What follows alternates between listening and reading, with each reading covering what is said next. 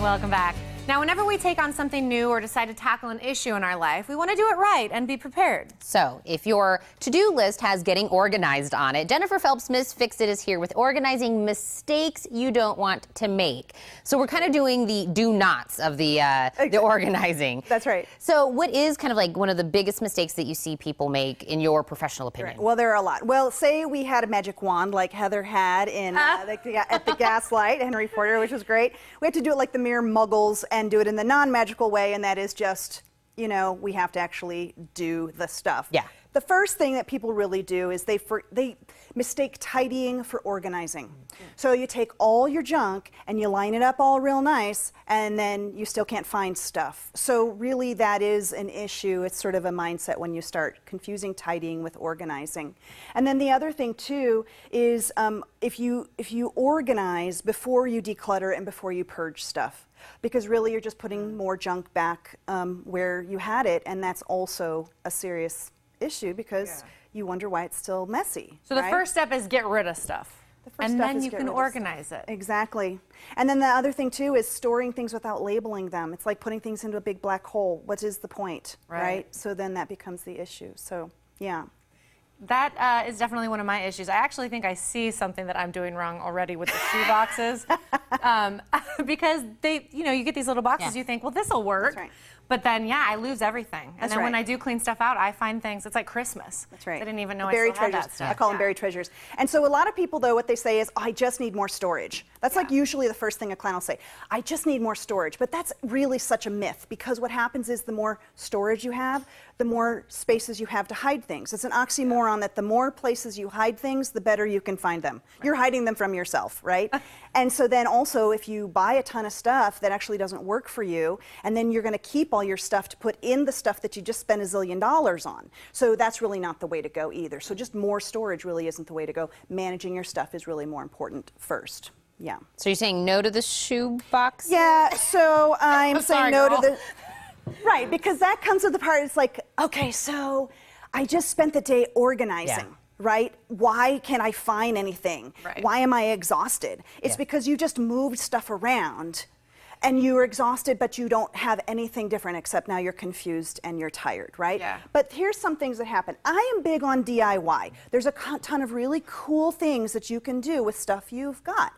But if you end up with tons of mismatched stuff, you're going to end up mentally distracted. It's going to still look messy. And it's like, again, putting things away where you can't find them. And then it just ends up wasting space, too. So, for example, I have the boxes and everything. And I actually found these. This is actually from a client's house. They knew they were suspicious when I said, can I borrow this?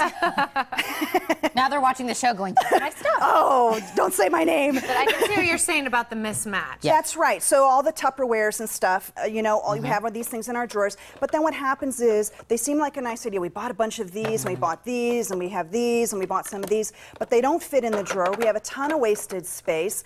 And we're unhappy again, but we think we've done something, right? So again, look for DIY stuff that really works for you. But the thing that I like is if you find a system that works, stick with it. One of the biggest issues with getting organized, one of the biggest enemies is dollar stores and clearance racks. And I was just talking to one of your anchor people about how she just bought this great shoe rack at Ross. And I said, well, that's great, except what'll happen is, what if you need more? You're not going to find that one again. So if you're going to get stuff, invest. You can do it slowly over time. Pick something you love. And of course I love Container Store because it's their job is to do fabulous storage. But the thing is, you can invest over time. Go to a store, any store where you can get that thing again. So if you don't want to invest a bunch right away and you don't have a DIY thing that works, find stuff that works. Something that is clear. Something that stacks, something that matches together, something that'll fit on your shelves. This little guy, Heather, see that little loop there? Yeah. Drop that forward. Oh, wow, look at that. Yeah, so you can put things on shelves without having to unstack stuff. And still be able to see what you're trying to find, because that's the thing with the shoe boxes. I can't see in. That's why I like these clear ones. You can't see it. And that's right. So, and then this little canvas box next to it has a little label thing on it. It's lidded, it's nice, dust protection. And again, you have a zillion different things that you're going to organize in your house, from your office to your closet to your garage.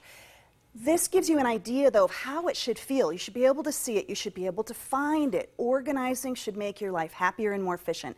And that comes to the actual real mistake people make, is becoming blind to their clutter and not really realizing the cost of it. So that's when you just move it around and not make the changes that you need to do, because you want to be happy. Right. You want to find the stuff you love. You want to be surrounded with the stuff you love and that you use. But if you have all the other stuff around and you put it in things you can't find it again, then you're no better off than before. So am I understanding that we kind of have to go into this whole thing with the right attitude? That's right. It has to be, okay, I need to get rid of the things that I don't need. I need to invest in things that will help me actually organize them, and actually pick things that are going to help me, not just things that kind of, like you said, push it around. Exactly. And again, if you can do it without investing a bunch of money, I'm really thrilled with that. But Yeah. make sure you don't end up with mismatched stuff that you're never going to find again.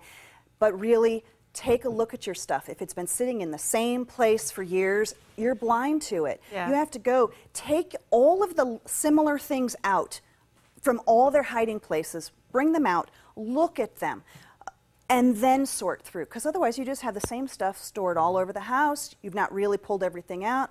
You do one drawer at a time, which is nice when you have a little bit of time, but it's the attitude. Don't be blind to your stuff. Look with your clear eyes, and then get yourself organized. You can't help but be inspired when you go, this stuff's got to go.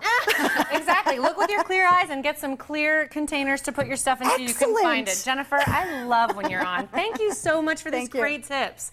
And for more organizing tips and to hire a professional organizer, just visit TucsonProfessionalOrganizers.org or miss-fix-it.com.